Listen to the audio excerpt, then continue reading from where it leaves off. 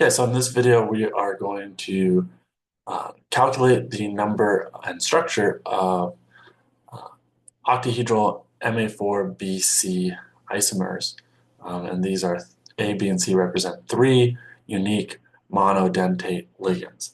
And so this is an example of a problem that you can do many different ways. We're going to do it in a systematic way that applies to more complicated examples. Um, and so there's only two answers, two isomers in the end for this, but again, we're going to go through this systematically. And the way that we do this is we track trans pairs. So there's 6 ligands here, right? It's an octahedral environment.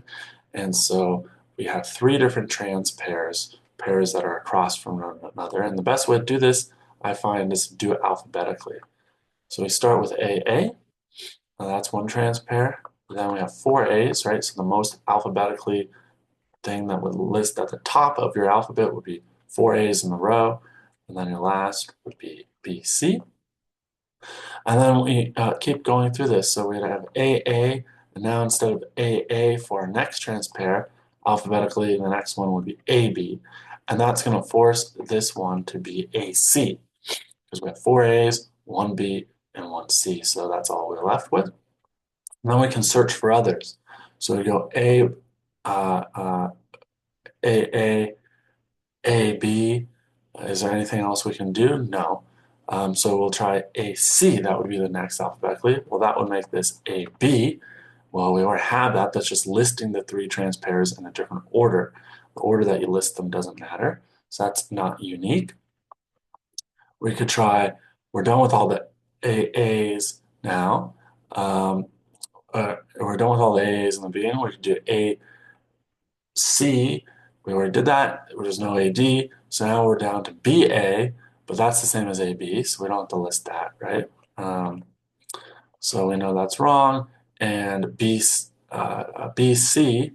we already have that up here, right? So if we listed AA, B, there's no BB. So BC would next, that would make AA. So that's already done. And you can go through this, and now we're done with all the AAs because we've done, well, we can do AA if you really want, and then CA. That's the same as AC or CB. So you can kind of go through it this way to make sure and check that you haven't missed any. So we've done AA, CA, CB. Now we do AA. So all the AAs are done. Sorry about that. So next would be the AB, right? Because after AA, alphabetically it becomes AB. And AB, the most alphabetically advanced one on the front of the ABs would be AA, right? But that gets you to forcing this to be AC, which we already had up above. AB, we can then do AC. We can't do AB again. And that gets you, again, the same thing as right above. And then you could go through this, and it turns out, at this point, you're going to be done. Once you get this far and you're not generating any unique ones, you kind of know that you're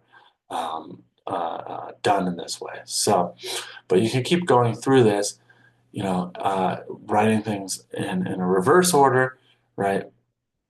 But basically, we're going to do from now on in these videos is anytime that we write one in a reverse order, like BA, okay, so here in a reverse order, we do the ACs, next one would be CA, right? That's just, we're going to say that's not allowed. So we're never going to write it in reverse alphabetical order within a trans pair like that. So just don't even have to think about any of those. So we end up with only 2 isomers here. And then to write these, right, M is your metal, that's in the center. We have an AA trans pair, so trans means across from one another. So we put those A's across from another. It could be up, down, or it could be front, back. And we have another AA trans pair. So we have one going to the right and towards us, one going back to the left. That's what the dash means. And then we have a BC. So that's one isomer. That's structure 1. And then we have structure 2 here. Again, we have an AA that's trans to one another. We have now an AB, so let's write that one. Trans means across. And then we have a C, lastly, right? And so that is our structure 2. If we look at this, what ends up really defining it is that in this structure 1, B and C are trans to one another. So we call that the trans isomer. And here, B and C are cis to one another.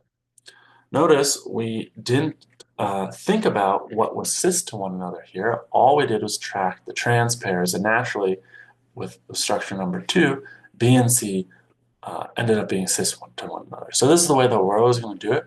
In all the subsequent videos with more complicated examples, just track the trans pairs, and it'll naturally come out with all these answers. I should also note that none of these are both achiral. Okay, so these structures do not have enantiomers, and the reason why they're achiral is because they both have mirror planes.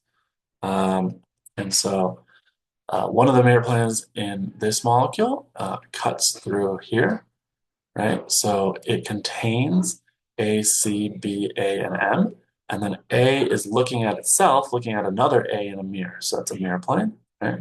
And then this cis isomer also has the same orientation of one of the mirror planes. Okay, there's multiple mirror planes in these molecules, it turns out, but as long as you have one mirror plane, you're not chiral. So both these isomers are not chiral. So total, there's only 2 isomers, cis and trans.